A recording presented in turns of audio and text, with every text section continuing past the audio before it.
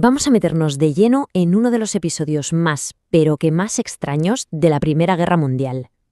Pensemos por un momento en las trincheras, ¿de acuerdo? Un escenario de lucha brutal, de desesperación, un estrés que ni nos podemos imaginar.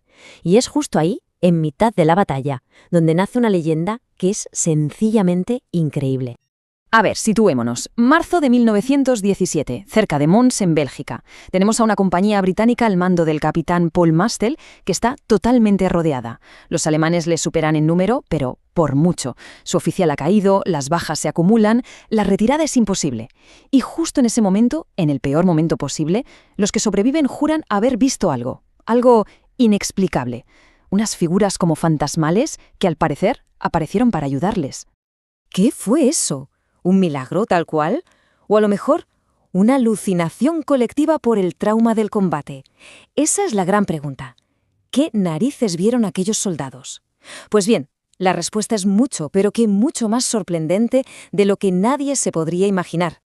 Vale, pues para entender de dónde sale todo esto, tenemos que irnos del frente. Hay que dejar el campo de batalla y viajar a un sitio completamente diferente. Es que la clave de este misterio no está en ningún informe militar. No está ahí, entre el barro y las trincheras de Mons. No, está en la imaginación de un escritor, así como suena. Toda esta leyenda, que le dio esperanza a miles de soldados en su peor momento, salió de la cabeza de un autor. Era ficción. Y el responsable es este señor, Arthur Machen. Justo cuando empezaba la guerra, allá por 1914, publicó un relato que iba a cambiarlo todo para muchos combatientes.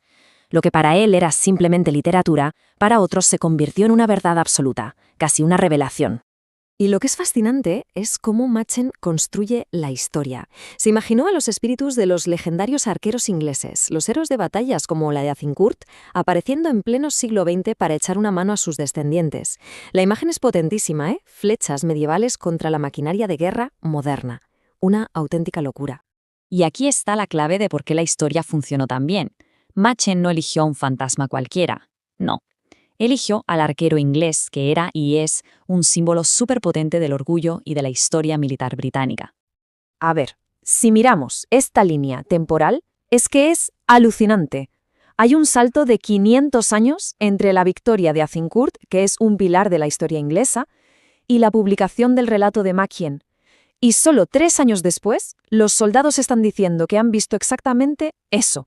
Es como un eco de la historia que resuena con una fuerza increíble en mitad de una guerra totalmente nueva. Esta comparación lo deja clarísimo. El contraste es brutal. Por un lado, el arquero, una tropa élite casi mitológica. Y por otro, el soldado de 1914, un tipo anónimo atrapado en la brutalidad industrial de las trincheras. La leyenda lo que hacía era tender un puente entre un pasado heroico y un presente que era aterrador. Y esto es fundamental para entender por qué tuvo tanto éxito. En un conflicto que deshumanizaba, esta historia le devolvía al soldado un sentido de linaje, de protección casi divina, de un propósito heroico. Venga, vamos a ver ahora cómo se produce ese salto. O sea, cómo una simple historia de ficción acaba convirtiéndose en una creencia generalizada en el mismísimo frente de batalla. El propio Machen, que debió de quedarse alucinado con el alcance de su relato, intentó pararlo. Dijo por activa y por pasiva que todo había salido de su imaginación. Pero nada, fue inútil. La historia ya no era suya. Y aquí viene lo gordo. No fue un caso aislado, ni dos. Las redacciones de los periódicos se vieron literalmente inundadas.